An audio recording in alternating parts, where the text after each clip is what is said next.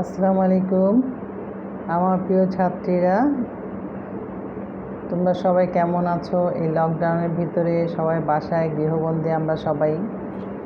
তো এর মধ্যেই আমাদের এই পরিস্থিতিতেই আমাদের সবাইকে ভালো থাকতে হবে। যাই হোক, আমরা কিন্তু এখন আমি তোমাদের সাথে গত ক্লাসে যেটা পড়িয়েছিলাম প্রশ্ন দিয়ে দিয়েছি। আমাদের কিন্তু শর্ট সিলেবাস শেষ হয়ে গেছে যা যা ছিল। তা আমি তোমাদের গত ক্লাসে কিন্তু আমি ফ্যাশন স্টাইল ডিজাইনের উপর প্রশ্ন দিয়েছিলাম না কতগুলা। এটা কয়জনে তোমরা শিখছো বলো তো একটু দেখে। আমার মনে হয় মানে সবাই কি শিখছো নাকি ওইটা দেখোই নাই, আবার হয়তো এমনও হতে পারে সবাই শিখে ফেলছো। যাই হোক, আমি আশা করব তোমরা সবাই শিখা হয়ে গেছে তোমাদের। তো আমরা আজকে তো আমাদের যেটা লাস্টে ছিল সেটা চতুর্থ অধ্যায়ের পোশাকে শিল্পনীতি এবং শিল্প উপাদানে শিল্পনীতি এবং শিল্প উপাদান নিয়ে যে আমরা আলোচনা করেছিলাম, যে অধ্যায়টা চতুর্থ অধ্যায়, সেটার আলোকে যেটা পড়া হয়েছে সেটার উপর ভিত্তি করে আমি কিছু প্রশ্ন নিয়ে তোমাদের সাথে আজকে আলাপ করব, প্রশ্নটা দিব।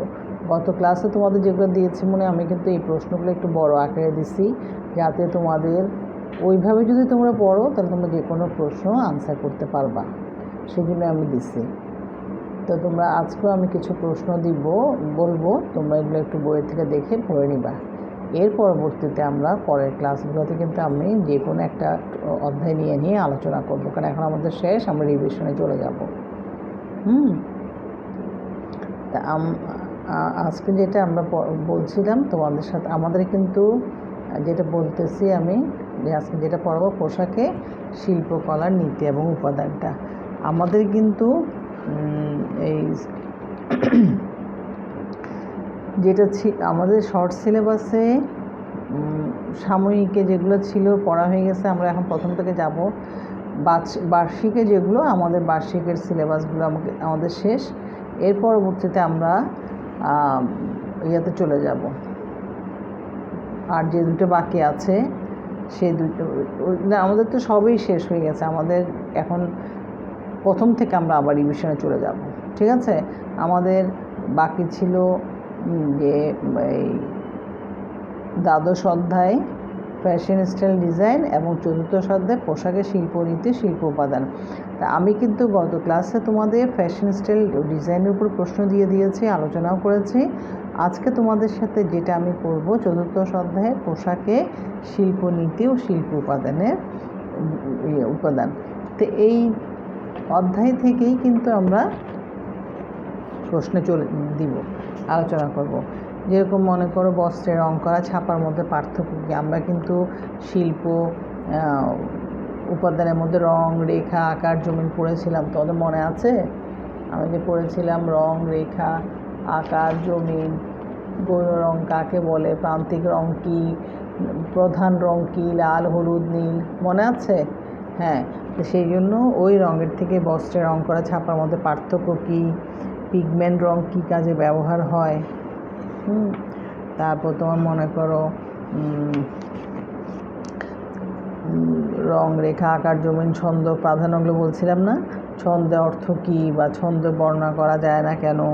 তারপর রেখা, আকার, জমিন, শিল্প উপাদানগুলো কী কী, শিল্পনীতি কী।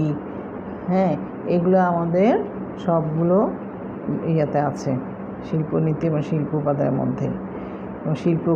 শিল্পকলার উপাদানের নাম লিখো, রং কীভাবে ব্যক্তিত্ব বিকাশে সহায়তা করে, এই ধরনের প্রত্যেকটা, আকার কাকে বলে, রেখা কীভাবে পোশাকে বৈচিত্র্য আনে, তারপর বিন্দু কাকে বলে, রং কীভাবে ব্যক্তিত্ব বিকাশে সহায়তা করে, এগুলো মোট কথা এই প্রশ্নগুলো তোমরা দেখলে যেগুলো কোন রেখা সংযমের পরিচয় বহন করে, পোশাকে জমিনে ব্যবহার বলতে কি বুঝো। আমরা জমিন বলছিলাম না, যে কোন পোশাকটা কীরকম জমিনের হবে সেটা। তারপর ছন্দ কিসের উপর নির্ভর করে, প্রত্যক্ষ সমতা কাকে বলে, এগুলো সবগুলোই। তারপর শিল্প কী, পোশাকে রেখার ব্যবহার গুরুত্বপূর্ণ কেন, জমিন কাকে বলে, প্রত্যক্ষ সমতা বলতে আমরা কি বুঝি, শিল্পনীতি ও শিল্প উপাদান কয়টি, হ্যাঁ, শিল্পনীতি শিল্প উপাদান বলছি না, শিল্পনীতি রং রেখা আঁকার জন্য আমি কিন্তু প্রত্যেকটা আলাদা আলাদা করে তোমাদের কিন্তু পড়িয়েছি আমি। তারপর শিল্প উপাদান শিল্পনীতি হচ্ছে শিল্পনীতি সামঞ্জস্য ছন্দ প্রাধান্য মনে আছে? হ্যাঁ, আর শিল্প উপাদান হচ্ছে রং রেখা আঁকার জন্য এগুলো। তারপরে তোমার ধরো কোন রেখাটা সরলতার পরিচয় বহন করে, বা আমি বলছি একটা রেখাটা সমান্তরাল রেখা, বক্ররেখা, তির্যক রেখা, এটা বলছিলাম না। রেখাটা পড়াতে পোশাকের মিল বলতে কি বোঝায়, এগুলা। প্রাধান্য কি, ছন্দ কিসের উপর নির্ভর করে, বিন্দু কাকে বলে, তারপর কোন রেখা সৌন্দর্য নমনীয়তা বৃদ্ধি করে, কোন রেখা বলছিলাম না, বক্ররেখা, রেখা বলছিলাম না, বক্ররেখা, সরলরেখা, তির্যক রেখা বলছিলাম না, সেগুলো। তারপর কোন রেখা বিশ্রাম ও আরামের অনুভূতি আনে, সমান্তরাল রেখা অথবা আড়াল রেখা যেটাই হয়। তো এই ধরনের প্রশ্নগুলো তোমরা দেখে নেবে। রং মূলত কত প্রকার? রং মূলত 3 প্রকার। পোশাকে ছন্দের ব্যবহার সম্পর্কে লিখো। পোশাকে বক্ররেখা কীরূপ অর্থ বহন করে, পোশাকে বক্ররেখার ব্যবহার লিখো। পোশাকে শিল্প নীতি ও শিল্প উপাদান প্রয়োগ করো।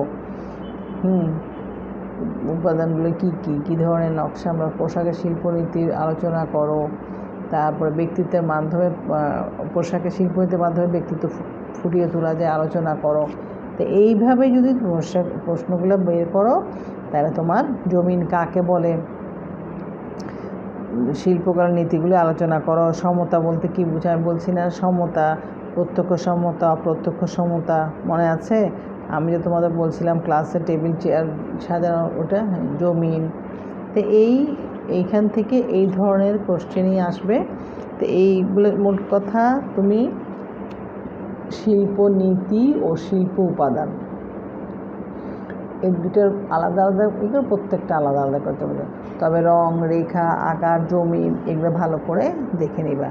এবং এই অধ্যায়টা তোমার জীবনে তুমি যে একটা সুন্দরভাবে সাজসজ্জা করে বাইরে বের হওয়া বা একটা পোশাক তৈরি করবা, সেটার মধ্যে প্রত্যেকটা ক্ষেত্রে আমাদের শিল্পনীতি এবং শিল্প উপাদানের প্রয়োগ যথেষ্ট করতে হবে। এবং এই শিল্পনীতি শিল্প উপাদান যে শুধু আমরা পোশাকের ক্ষেত্রে তা না, আমাদের দৈনন্দিন প্রত্যেকটা ক্ষেত্রে আমাদের কি এই ঘর সাজানো থেকে শুরু করে আমাদের মানে সব কিছুই আমাদের এই শিল্পনীতি এবং শিল্প উপাদান প্রয়োগ করতে হবে। দৈনন্দিন প্রত্যেকটা কাজে আমাদের শিল্পনীতি এবং শিল্প উপাদান এই দুটো দিয়ে খেয়াল করতে হবে। তাহলে তোমাদের আমি এরপরে যেটা পড়াবো সেটা হচ্ছে আমাদের এই শিল্পনীতি এবং শিল্প উপাদান কিন্তু আমাদের যা দিলাম প্রশ্নগুলো আমি যা বললাম সেই প্রশ্নগুলোই তোমরা ধরে ধরে এভাবে পড়বা হবে। এবং এর পরবর্তীতে আমরা যেটা আলোচনা যাবো আমরা আবার রিভিশন। এখন কিন্তু আমরা শর্ট সিলেবাস প্রথম থেকে আমরা রিভিশনে চলে যাব, একদম প্রথম থেকে শুরু করবো আমি। হ্যাঁ, তো আমাদের ওই যে গৃহ প্রাঙ্গণ ছাদ ব্যবহার এগুলো কিন্তু হয়ে গেছে। তা আমি সেজন্য একদম সিলেবাসের প্রথম শুরু করব। এখন আমাদের শেষ, তোমাদের কিন্তু প্রশ্ন মানে করা হয়ে গেছে। তাই প্রথম থেকে রিভিশন আসলে তোমাদের জন্য ভালো হবে। ঠিক আছে? তাহলে আমি আগামী ক্লাসে তোমাদের সাথে আমি একদম আমাদের শুরু করব একদম শর্ট সিলেবাসের প্রথম অধ্যায় থেকে আমরা আবার রিভিশনে চলে যাব। ঠিক আছে? তো আজকে এতটুকুই থাকলো। আমি কিন্তু তোমাদের অল্প অল্প পড়া দিচ্ছি বা তোমার কিন্তু যাতে তোমাদের প্রেশার না পড়ে। কিন্তু তোমরা যদি না শিখে থাকো ফেলে রাখো, পরে দিয়ে তোমরা কিন্তু ভালোভাবে আনসার করতে পারবা না। হ্যাঁ, কারণ অনেকে মনে করতেছো এটা অপশনাল, আমি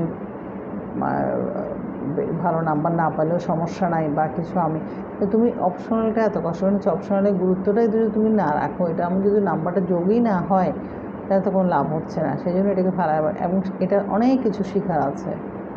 তোমরা এই বিষয়টাকে লেভেল না করে ভালো করে পড়ো।